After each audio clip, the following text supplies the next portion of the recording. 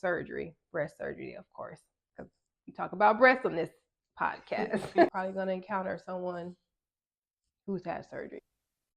Yeah, because bras themselves need a stimulus check. So Yes. it's possible people are like, oh, I let myself go. Let me go get a lift right quick. Yeah, I'm pretty sure that around that time it was a lot of calls for pause, reflection. I'm like, I'm gonna do this for me. A 17% increase in men. That's interesting. Let's talk about breasts. Let's talk about you and me. Let's talk about all the good things and all the bad things. Hello and welcome to episode 50 of BoobTube Podcast. I am Chantel. I'm your best friend, Julissa. And thank you for joining us for another great episode. Last time we talked about breast and art. Today we're going to get into surgery, breast surgery, of course, because we talk about breasts on this podcast. But before we get into that, let's go to the streets. What do you think is the most popular breast surgery? Probably breast implants. Okay. Do you know anyone who's gotten breast? Several. Okay. It's pretty popular. It's very. Okay. Have you ever dated someone that had breast surgery? Breast surgery? Yes. Nah. No, I haven't. Okay. Okay, so it seems like people are pretty knowledgeable about some popular breast surgeries. It's pretty prominent, so no surprises there. No. And it seems like people are understanding that surgeries are common and that you're probably going to encounter someone who's had surgery. Yeah, it's a lot. Of course, I have clients that'll be like, "Oh, I had a breast reduction," or "I have someone that had breast augmentations. I have mastectomy." So just about all of them, really. Yeah. Yeah. I saw that there are some trends with a lot of breast surgeries increasing, and some they even compare some to like pre-pandemic, post-pandemic, and how things have changed. Okay, yeah. So I don't really know the correlation between the pre and post-pandemic trends. Maybe because people spent more time on social media, that's why there was some increases. Not sure. That's just my guess. Little hypothesis. But so it showed breast reductions are increasing. That a lot of these studies came from post 2019, so after the pandemic. Okay, that stimulus check. That part too. People had the time to go to fly to the Dominican Republic and get stuff done. So there's a 54% increase in patient demand for breast reduction since 2019. Wow. And I think the study I saw went up to 2023. I guess they haven't had enough, or 2022. Okay. Like I don't think that they've makes had sense. enough time to fully gather all the information for the previous year or something. Yeah. There's also been a 17% increase in men getting breast reductions due to gynecomastia. See, I can correlate that trend to social media. Yeah. For sure. I wonder if we played a role. We talked about gynecomastia, and then we were even laughing about some of the stuff just because it was funny. Of course we would have played a role in that. Someone saw our reel, and they were like, "Man, yeah, yes, yeah." They're talking about man boobs. Yeah, I once had someone designed a sports bra, and they were like, "Well," and sometimes I don't like talking to men about this, but the man was like, "Well, I had bouncing breasts, and then there has been another." As I'm out at events, another man's like, "You should make this for men." So it is definitely a real thing. But men always want to. They want to Me Too, but they be in Me Too for the wrong thing. Because I'm pretty sure your gynecomastia breast can fit what's out there if you really wanted something. Like wear an undershirt and a shirt, I guess. I don't know. I mean, I do know there has been some extreme weight loss for some folks, so that can definitely happen. There was weight gain a lot though during the pandemic, so I don't know where the weight loss would have come from. I just feel like anytime there's something specifically from women, men are always like, "What about us?" Yeah. So that's uplifting. Someone told me that about like different teeth. Like, what about the men? I'm like, hey, women can't have a store. What's the store gonna be? You talking about your sports bras? Like, you should make them for us. Like, dang, another one of those. Why? It's always me too. What about us? But I wonder how they would have adjusted it post surgery, because we talked about just being men being sick and how that can be, but surgery, that's pain.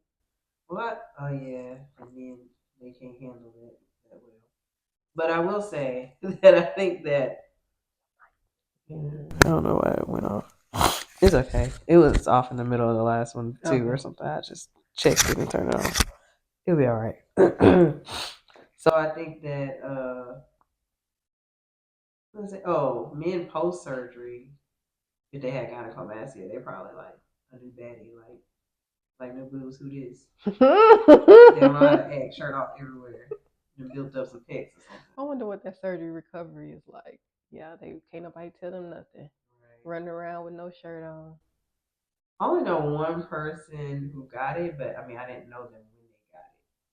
So it was like in college, someone they were like raise their shirt up at the red light, like we were just being crazy bar hopping or something. And then I asked later, like, because I think I saw a scar. So I was like, what happened to your chest or whatever? And that's what it was. I don't know how far it had developed, but because I mean, again, we were in college, so I probably didn't get too far before he got it. Yeah, and kids are cruel these days, so I can definitely see men wanting to get a reduction if the opportunity presented itself. Because I mean, my little girl will tell somebody in a minute that they chubby. I'm working on it, so not to be a mean girl, but kids say what they gonna say. They do. They do. She don't say chubby either. Fat. Yeah. Kids will tell you. Yeah. Kids say the darndest things. But we're in a world now where those words can definitely change lives. So we got to be careful about that stuff. But I mean, I think kids have been cruel and then they're just still cruel. And it might be worse now. I think with social media definitely makes it worse because you have cyberbullying at this point too. Breast lifts increased by 30%. Not mad at that. Just want to lift it up a little bit. Don't want it to sag. I'll take that back again to them stimmies.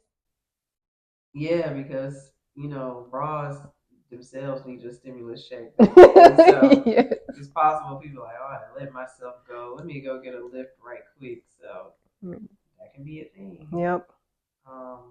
Breast augmentation increased by 4%. Thanks, stimmies. I'm just gonna blame anything that was done around this time was because of stimmies. I actually would have expected it to be a little higher, but maybe people aren't getting implants as much anymore, unless they're just getting like. Don't they get in the mommy makeovers? Do they get? Is it just a lift? I think it's mostly a lift. I think too they might take. Is the lift considered where you take it from your butt and put it in your chest? They take from other parts of your body. No, I think they take it from other parts and put it in the butt. Oh. I don't think they put anything in the breast. I don't think they transfer fat to the breast. Okay, tummy tuck. I know they'll take them out of your stomach and stuff and put it in your butt. Okay. And I think your arms, all that. Yeah. I'm pretty sure that around that time it was a lot of calls for pause, reflection. I'm like, I'm gonna do this for me. Right. And you know what? I really don't like the way my breasts look. I know. I mean, there's a market for it, and it's how surgeons get their money. Yeah. So nothing wrong with it. They also had breast implant removals increased by 12%. That's interesting. Because it's higher than the 4% that breast augmentations increased. Yeah. So, but I think also when we talked to Dr.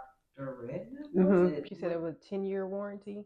But didn't we talk about how like some people are coming back and wanting to get because we were talking about the social media trends. And wasn't there a trend that we discussed where people are getting them removed? Yeah. Yeah. See, social media plays a big part in all of this. Yeah, once people start getting them, then I get them. When they take them out, I guess I'll take them out. Yeah. I know I've seen like a celeb or two that decided to have some reversals. Didn't Cardi B was one of them, I believe. think. I remember what's her name?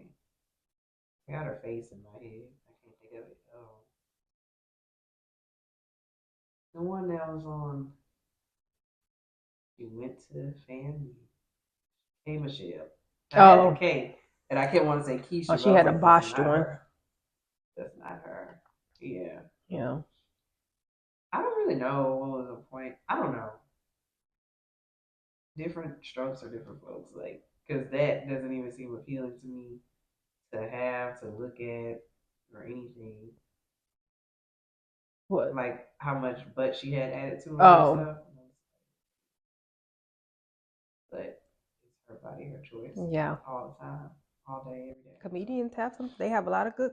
Well, I won't say good content, but they have a lot of content out there on those extreme cases of augmentations. Even Kenise had to post something about the BBL, about all sorts of stuff actually, and I think you mentioned it in our episode too. Mm-hmm. Yeah, some other culture where everyone was like paying for a BBL. So yeah, this is very prominent today. So it's nothing these days to hear someone say that they got some sort of surgery, some sort of cosmetic surgery of some sort. So again, just very prominent. Yep. You might have needed a breast friend to help you through these surgeries and the adjustments post surgery and even prepping pre surgery. So, for our next episode, we're definitely going to talk about breast friendship because that's what we do here. Be sure to like, follow, subscribe, share for sure. We want to hear your feedback at all times for sure. And you can also support us at BluetoothPodcast.net, buy merch. You can also support us for just $1 a month on Patreon. So we look forward to speaking with you again. Until next time. Hi.